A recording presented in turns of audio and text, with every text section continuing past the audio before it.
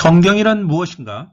성경이란 기록된 하나님의 말씀으로서 믿음과 행위의 유일한 기준이다. 이렇게 말씀을 드릴 수가 있습니다. 하지만 그럼에도 불구하고 성경이라고 하는 것이 구원을 위한 결정적인 수단이고 절대적인 수단은 되지만 반드시 필요한 것은 아닙니다. 예를 들면 아브라함과 이삭과 야곱에게는 성경이 없었습니다마는 구원받지 못했다 이렇게 말을 할 수는 없는 것이죠. 그럼에도 불구하고 성경이라고 하는 것은 우리 신앙과 행위에서 가장 중요하고 유일한 법칙이고 기준이다 이렇게 말씀을 드릴 필요가 있습니다. 두 번째로 생각할 것은 성경이라고 하는 것은 받아쓰기 한 책이 아니라는 사실입니다. 행간의 의미를 살펴야 하는 것이죠. 이 말은 무슨 말이냐면 받아쓰기 한 책이 아니라고 하는 것은 기계적 영감론을 부인한다는 것입니다. 하나님께서 불러주시고 인간은 받아 적었다라고 하는 것이 아니라는 것이죠. 그러면 성경을 어떻게 보느냐? 기록한 사람의 의도가 무엇이고 어떤 목적을 가지고 누구한테 쓰며 어떤 필체가 드러나느냐? 그 사람의 지금의 감정 상태와 마음 상태와 어떤 목적을 가지고 쓰고 있느냐, 처해진 상황이 무엇이냐, 그 사람의 출신과 성장 배경과 이 글을 지금 쓰고 있는 상황이 무엇이냐, 이런 것들을 들여다봐야 한다는 것입니다. 그래서 성경이란 무엇인가를 생각했을 때는 우리는 역사적 사실에 기초하지만은 문학적 형식으로 이루어진 기록된 하나님의 말씀이다. 이렇게 정리할 수가 있는 것입니다. 관찰과 해석과 적용, 이 세 단계를 거치게 되는데요. 무엇보다도 관찰은 상세하게 하는 것이고요. 해석은 정확하게 해야 합니다. 적용은 뜬구름 잡는 소리가 아니고 구체적으로 적용해야 하는 것입니다. 그래서 우리는 관찰을 위해서 이해를 위한 질문을 합니다. 의심을 위한 질문을 하면 안 됩니다. 내가 어떤 것을 해야 되겠다라고 결심하는 그런 적용 단계가 있다고 한다면 그 이후에는 반드시 적용을 위한 기도가 있어야 되는 것이죠.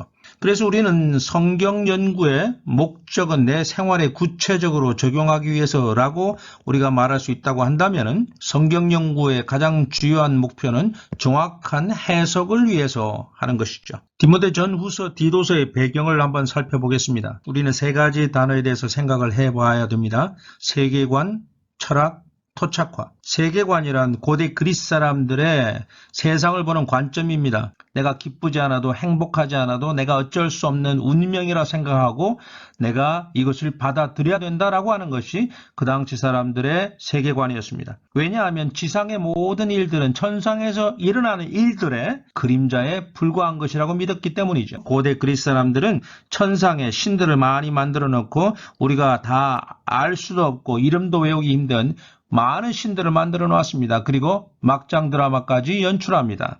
증오와 사랑과 질시와 배신과 애증과 모든 막장 드라마가 바로 천상에서 일어나는 것입니다. 특별히 여기 플라톤 같은 이 사람은 고대 그리스 사람들의 세계관을 하나의 사상이나 철학으로 정형화시킨 사람입니다. 정신과 물질을 나누게 되고 영혼과 육체를 구분해서 마치 이것이 본질적인 것과 비본질적인 것을 나누었던 그런 사람이라는 것이죠. 정신은 본질이고 영혼은 본질이고 물질과 육체는 비본질적인 것이라는 것입니다. 우리가 만지고 보고 우리가 부딪히는 모든 것들은 비본질적인 것이고 본질은 저 너머에 있다 이렇게 생각한 것이죠. 영지주의를 낳게 되는 이원론 사상을 확고하게 만드는 것입니다. 그래서 플라톤의 이원론 사상 우리가 주목할 필요가 있습니다.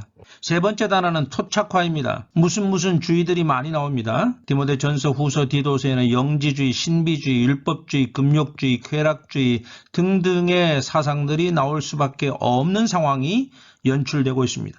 육체 부활을 부인합니다. 신화와 족보들이 나옵니다. 그리고 유대 율법주의가 나오며 금욕주의가 나오기 때문입니다. 다시 말해서 영적인 부활을 인정하지만은 육적인 부활은 인정하지 않는 것입니다. 이것이 가장 이단적인 요소이고 사도 바울이 그토록 경계했던 가장 강력한 이단이라고 하는 것입니다. 영혼 구원만 강조하면 이것이 이단이라는 것입니다. 반드시 육체의 죽으심과 육체의 부활을 강조해야 되며 우리의 육체는 다시 살아날 것을 믿어야 되는 것입니다. 오늘날 교회에서 영혼 구원을 강조하는 것은 적합한 표현이 아닙니다. 생명 구원 이렇게 표현하는 것이 더 적합한 표현이겠죠. 다음은 이 철학자들을 좀 생각해 볼 필요가 있습니다. 소크라테스와 플라톤과 그리고 에피쿠로스와 제논 혹은 제노라 부릅니다. 특별히 플라톤에 우리가 관심을 가져야 되는 것이죠. 소크라테스의 제자가 플라톤이고 플라톤의 제자가 아리스토텔레스입니다. 그런데 소크라테스는 절대적 진리와 절대적 도덕 규범을 강조하는 이성을 중시하는 어떤 로고스 개념을 생각했습니다. 물론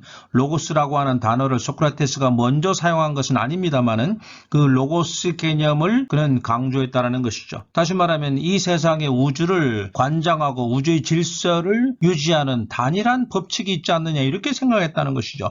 이것이 상당히 위험한 생각이죠. 왜냐하면 고대 그리스 사람들은 천상에 수많은 신들이 있어서 희노애락과 질투와 사랑과 배반과 모든 것들이 다 거기에 들어있는데 수많은 신들을 섬기는 다신론을 숭상하고 있는데 소크라테스는 그러한 이야기를 하지 않는다는 것이죠. 그래서 소크라테스는 그가 죽을 때 신성모독죄와 청년선동죄라고 하는 이 두 가지 죄목에 의해서 기소를 당하고 그리고 죽임을 당합니다. 소크라테스의 제자로서 정치에 입문하려고 했던 플라톤은 그의 스승인 소크라테스가 죽는 모든 상황을 지켜보고 그런 정치를 떠났습니다. 그리고 그는 아카데미를 만들었죠. 소크라테스와 플라톤은 아테네 사람입니다. 이미 여러 학교들이 있었지만 후발 학교인 이 아카데미를 세우고 날이 갈수록 플라톤은 더 저명해집니다. 하지만 그의 제자 아리스토텔레스는 마케도니아 사람으로서 아테네 사람이 아닙니다. 그리스에 유학을 와서 이 아테네에서 플라톤의 제자가 됩니다. 수제자가 될 만큼 뛰어난 능력을 보였지만은 그는 스승이었던 플라톤의 사상을 이어받지 못합니다. 오히려 반대합니다. 우리가 보는 물질과 그 모든 것들은 그 자체에 본질이 있는 것이 저 너머에 있는 것이 아니다라고 생각했습니다. 그래서 아리스토텔레스는 오늘날도 자연 철학의 아버지로 추앙을 받는 것입니다. 그래서 플라톤은 자신이 살아있는 동안에 조카 스페이시오스에게 이 아카데미를 물려줍니다. 후계자를 바꿨다라는 것이죠. 그래서 아리스토텔레스는 방황하다가 결국 자신의 고향인 마케도니아에 가서 알렉산더를 포함한 5 왕자의 왕사가 됩니다. 이러한 역사적 배경이 있는 것이 바로 디모데전서 후서 디도서라고 하는 내용입니다. 또한 에피쿠로스라고 하는 자는 쾌락주의를 이야기했고 제논이라고 하는 분은 금욕주의를 우리가 생각하지 않을 수가 없습니다. 디모데전서 후서 디도서에 나오는 여러 사상들은 특별히 플라톤의 영지주의와 제논의 금욕주의와 에피쿠로스의 쾌락주의, 유대 율법주의와 족보와 신화를 강조했던 신비주의를 이야기하지 않을 수가 없는 것이죠. 말씀에 대한 끝없는 갈증 어떻게 해결하고 계십니까? 후원과 구독으로 응원해 주십시오. 부산은행 기독교 문화모임 디모데전서 6장 17절로 19절까지의 말씀입니다. 네가 이 세대에서 부한 자들을 명하여 마음을 높이지 말고 정함이 없는 재물에 소망을 두지 말고 오직 우리에게 모든 것을 후히 주사 누리게 하시는 하나님께 두며 선을 행하고 선한 사업을 많이 하고 나누어 주기를 좋아하며 너그러운 자가 되게 하라. 이것이 장래의 자기를 위하여 좋은 터를 쌓아 참된 생명을 취하는 것이니라.